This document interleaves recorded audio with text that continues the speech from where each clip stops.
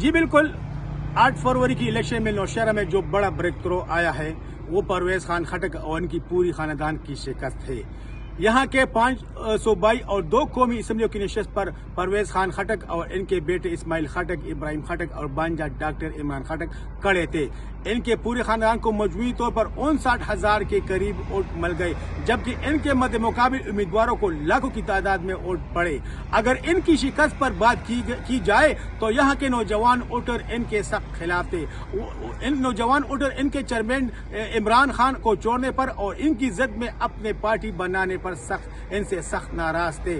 Election مہم کے دوران پرویز خٹک کے جلسے تو بڑے ہوتے تھے اور آئے روز 3 سے 4 جلسے کیا کرتے تھے، مگر اس وقت بھی ان کے جلسوں میں 18 سے 35 سال تک نوجوانوں کی تعداد بہت کم ہوتی تھی، اور ساتھ ہی تمام نشستوں کی ٹکٹ اپنے ہی خاندان میں تقسیم کرنا بھی ان کی ایک وجہ ہے۔